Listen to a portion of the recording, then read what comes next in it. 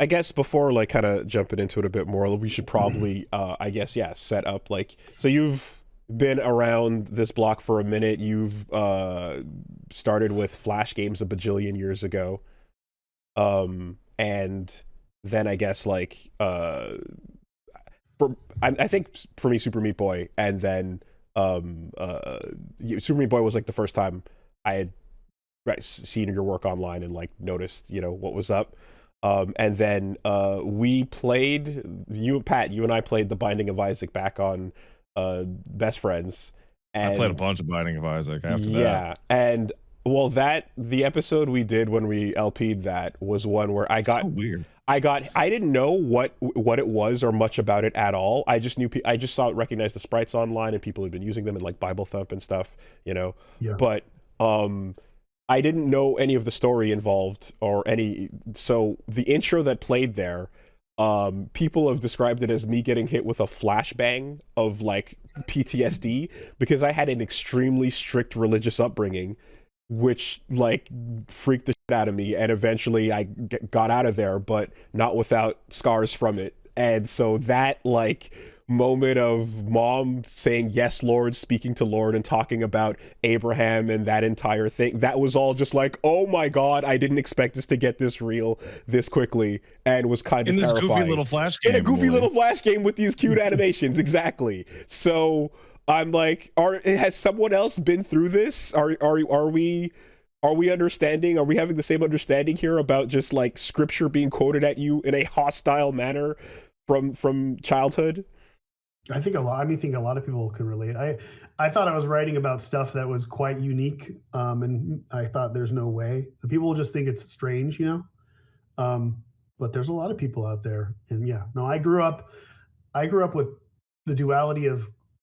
So half of the family that I lived with mostly, were Catholic, and I went to catechism for 7 years and all that stuff. Mm-hmm. And then the other side of my family were all born again, recovering addicts who got really into Jesus, like really as hard as you can. It's basically the new heroin. Yes, that's how you get off the drugs or the bottle. Yeah. You replace one with the other. 100%. It's a better replacement. Yeah, and those are the most extreme ones because they're like, I couldn't hold it together without this replacing my addiction, so you need that too, and they push it that hard. It's wild. Yeah. And so I had the fire and brimstone come from that end, and then I had the kind of like comforting but disturbing ritualistic aspects of Catholicism at my core, and that kind of built me into what I am. Are you holding on to any of that guilt? I mean, I've been told I am.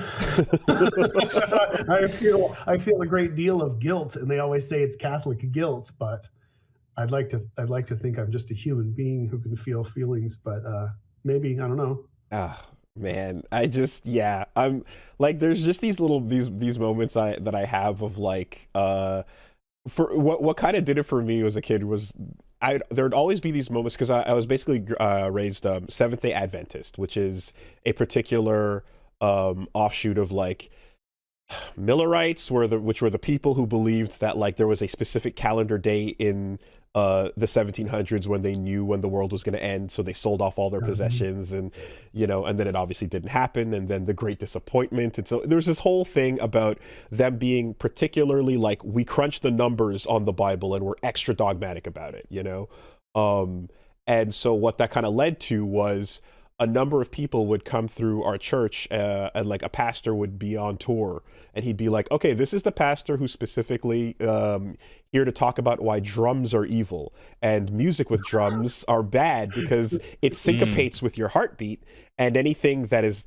that's syncopating with your heartbeat is pagan, and it's like the dark music from the other continents that we don't listen to. That's that evil summoning music. And I'm sitting there as a kid in grade 7 with my drum set going, so I'm not supposed to play along with the gospel songs at church, which is the really fun thing for me to do, and this is a bad idea. And it's like, yes, this one person on tour came and said it's a bad idea, and then they'd leave, but a couple people would be like, "Oh, drums are bad," and then some would be like, "Nah, they're fine," and I'd be like, "Wait, well, which is it? Which one's going to lead to me burning forever?" Like, Don't make any mistakes, by the way. Don't make any mistakes. Yeah, so that's like little things like that are just, I'm like, oh shit, this Isaac intro is fucking wild, Yeah. So yeah, I mean, I can relate. I mean, it wasn't. I again, like the more hardcore side was my weekend dad. Okay. And so it wasn't constant, but whenever I had to go on family trips, it was kind of a nightmare. And everything that I liked was the devil. Yeah. Like, everything. It didn't matter what it was. Everything that I liked was the devil, which as a kid makes you like kind of identify with that, which kind of was like, okay, well, I guess I'm a bad kid and I'm evil and I like all these things that are bad. You just have this kind of like cloud looming over you and keeping you in the dark. But I had some weird fucking interactions. Like the McMillan side, they a few of them were like, what's the word? They went to like the Fiji Islands and like converted people and stuff. Oh wow, Oh. evangelizing. Okay. Yeah, They did missions. and my dad ended up being like a pastor. Okay. He's not anymore. He currently is retired from that. But yeah, so it was pretty crazy. And there was a couple situations. I remember when I brought my like magic cards or whatever to Thanksgiving. I think it might have been a D&D book or something. And then my uncle Butch pulled me aside and was like, it was the weirdest conversation. He looked me right in the eyes and he's like, you couldn't kill me if you wanted to. And I was like, what? And he's like, you wouldn't, even if you tried to kill me right now, you wouldn't be able to. And I was like, okay. I don't know where this is going. And then he like pulls out the D&D book or whatever. And he's like, I've got the angels protecting me. So no matter what spells you cast and whatever else, like you wouldn't be able to. And I'm like, dude, and I think I tried to explain like how the game works. Like, no, this is a D20. Yeah. Oh like, man. No, so the thing is, my house was that house you would go visit where they're all strict. Like mine was that one where I had cousins that would come over that were like, what do you mean? Like I can't talk about my comic book or whatever game or show. I mean, when there was a game that came out called Diablo, are you out of your mind? You're telling me I should play this? Are you crazy? It's got an actual pentagram on the back, And did you gravitate towards it? Were you like, ooh, was it like, so I railroad pornography where you're like, ooh, what is that on the ground over there? Absolutely. I wanted to know, but I was a good boy who was very much not into the idea of burning after I died. So I went, no, I'm not going to. And you should have started worshiping the devil. I've held on to that for too long. You should have done it. I stuck by it and I really believed and was like, no, I want to be good and I don't want to play these devil games. Which, yeah, my mom would call them devil games. Doom. And my friends would be like, no. Explain to your mom that you're killing the demons. It's okay. And it's like, that's not the way it works. It's the depiction at all is a problem. So yeah, that's crazy. Oh man. Like what I always wonder too is, and I don't know how it is for you, but like as time goes on, there's always this sense of urgency as like things are going to come to an end, like they'd meet up. And then I remember how many countless weekends after church I spent in the back of a car as everyone is talking about how, everything's going to end soon. The times are coming. End times are coming. You better be right with the Lord. And so that whole thing was like, well, now we fast forwarded like 35 years and what? Dude, like 10 raptures, man. So what happens to the person who was like looking at the clock every day after that time, Like, have you seen any of that at all with like some of these folks that you're kind of just like, well, we're still here and life is moving, so what now? I mean, most of them have died off. They never saw it. But I used to hear that. I remember being a kid and overhearing my mom and my grandma having conversations about the end times. When they would talk about it, like they were trying not to scare us. Yeah. But so it was like real serious shit. Yeah. Like, yeah. They're really like, well, did you see the hand gesture the guy had made? you know what that means. Mm-hmm. End of times are coming. And I'm like, what the fuck are you Yeah. talking about? And then she's like, well, there's this thing called Revelations in the Bible. You should read it. And I read it, and it was like, this is crazy, but this is like the coolest shit. Like, this is really cool. Yeah, it is. It's really cool. The way it pops off is awesome. Well, as long as I remember being like, can't I just like, well, when the giant beast rises from the oceans, can I just repent then? Like, what's the problem? No, like, no take backsies.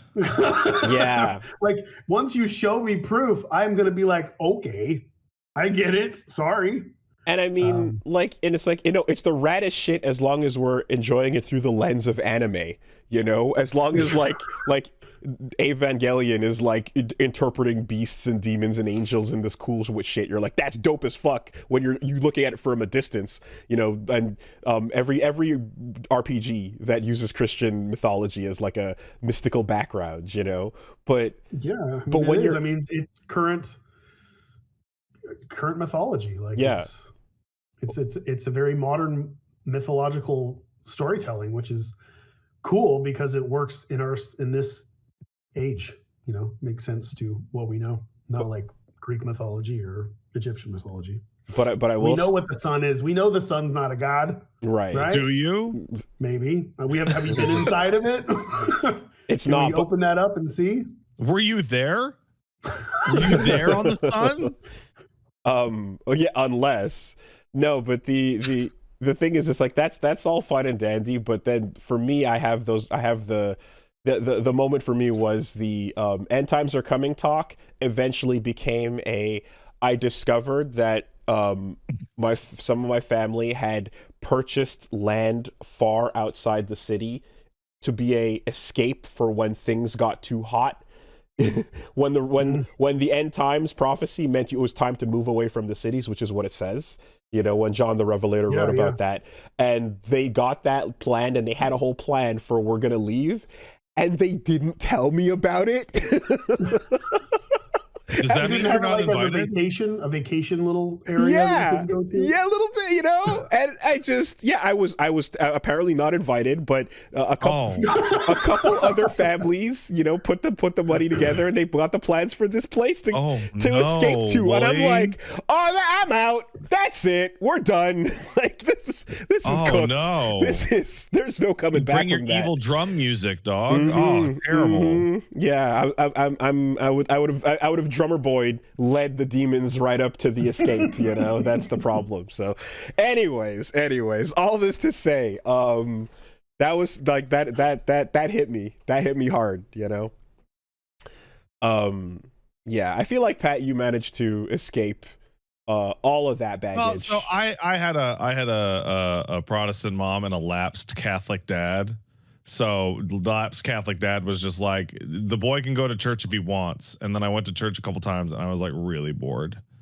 And I was like, I want to play video games on Sundays. And my dad was like, well, boy is smoking.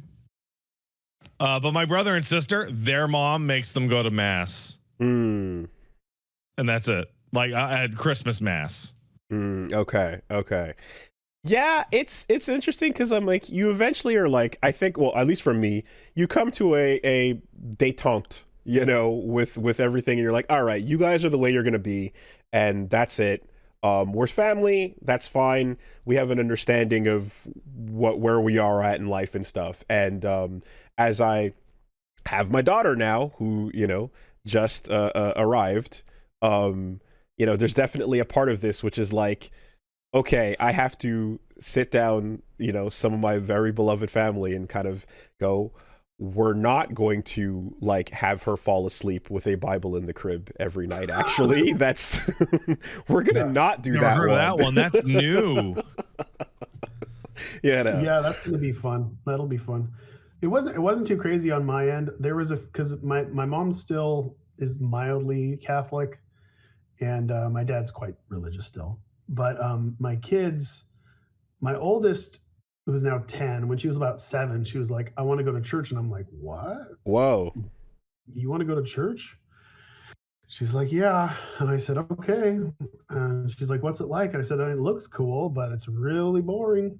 And she goes, I want to go. and she lasted all of like 5 or 6 minutes, and then her grandma took her out. And Yeah, no, the the end the of it. greatest hits reel of your local church looks really good. Like Mm. it's got singing and dancing and like contemplation and enlightenment, but then like it's a lot of sitting and talking. It's so A boring. lot of it. Oh yeah, I mean, especially like at a black church where we're popping off, the music is going, and like you got the tambourines in the choir. Although tambourines is a type of drum, That so is a drum. some people It's a might have drum. an That's issue with disgusting. the. But no, that's a ton of fun. And could you imagine like a couple hundred years ago when you would go down to your local small town, give your confession, and then later when you heard a sermon, it was like the sermon was exactly about the thing you were confessing. It was crazy. It was like, it's almost as if like it read your mind and the book had an answer for everything. That must have been a huge pop off. That must have been incredible to be like, wow. I don't know, Woolie. I think even back in the day, people were like, "Did that motherfucker write a whole sermon about me getting drunk all the time?